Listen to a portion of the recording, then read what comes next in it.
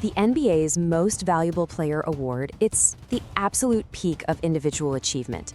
And this season, wow, the race has been a flat-out clash of titans. We're about to break down one of the most exciting MVP battles we've seen in a long, long time. We're talking a collision of styles, stats, and pure superstardom. Let's dive in. You know, this really gets to the heart of it. The fight for the league's top honor isn't just about who has the best stats. It's about philosophy. It really makes you ask the question, what does valuable actually mean in today's game? And here they are, our three main characters. You've got the Serbian maestro, Nikola Jokić, the incredibly smooth Canadian guard, Shai Gilgeous-Alexander, and of course the rookie phenom from France, Victor Wembanyama. I mean, each one of these guys has a rock-solid case for why they should be the one holding that trophy. All right, so let's get into the weeds. Let's break down the actual case for each player. What exactly makes their season so special?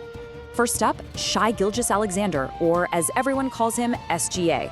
Look, after the insane year he had last season, the big question on everyone's mind was, could he possibly do it again? Well, the answer was a loud and clear yes. The man averaged over 31 points a game. But this isn't just about raw numbers. This was about applying relentless, unstoppable pressure on defenses, night after night after night.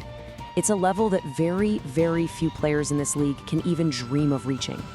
But here's the stat that makes it all truly mind-blowing: the efficiency. To score that many points while shooting 55% from the field, as a guard, that is just absolutely elite.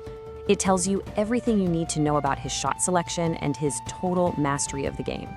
So here's the bottom line for SGA. His case is built on this foundation of sustained, unbelievable excellence. He is the undisputed engine of one of the very best teams in the league. He just controls the game with his own unique rhythm, constantly probing the defense and creating shots not just for himself, but for his entire team. Okay, next up, Nikola Jokić. And folks, calling his season historic might actually be an understatement. The man is he's operating on a completely different statistical planet than the rest of us. Let's start here. He averaged almost 13 rebounds a game. He was just dominating the glass in a way that no other primary playmaker in the league does. But believe it or not, that's only half the story, because he also averaged nearly 11 assists. Just think about that for a second. The same guy grabbing all those rebounds is also one of the most gifted passers we've ever seen, dishing out double-digit assists on the regular. It's wild. And this is where it crosses over from historic into just plain absurd. It's not just that he averaged a triple-double. He became the first player in the entire history of the NBA to lead the league in both total rebounds and total assists in the same season. It's a statistical feat we have literally never seen before. And that brings us to the challenger, the breakout superstar, Victor Wembanyama. I mean, in a league that's already full of incredible athletes, Wemby looks like he was designed in a science lab. His impact on the league was immediate, and frankly, it was overwhelming. He put up 25 points a game, right out of the gate, showing off a scoring arsenal that honestly seems limitless for a player his size. And he wasn't just scoring, he backed it up with 11.5 rebounds, instantly establishing himself as a dominant force in the paint on both ends of the floor. The case for Wembanyama is all about efficiency and context. You have to remember, he put up these incredible numbers in just over 29 minutes a game. That's insane. And on top of all that offense, he was a total monster on defense, leading the league in blocks for a third straight year. That two-way impact is exactly what makes him such a special candidate. But yeah, his impact goes way beyond just putting the ball in the hoop. His presence on the defensive end was so game-changing that he's in the running for another major award. So he's not just a finalist for Defensive Player of the Year, he's the favorite to win it. Now, if he were to somehow win both MVP and DPOY in the same season, we would be talking about one of the single greatest seasons in the entire history of the sport. Period. Now, as if these on-court cases weren't complicated enough, there's this new off-court factor that's thrown a huge wrench into the whole awards discussion, adding this layer of controversy and confusion. It's called the 65-game rule. So the league's idea was to get stars on the court more often, which makes sense.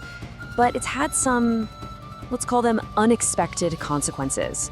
Basically, to even be considered for awards like MVP, a player now has to hit that 65-game mark.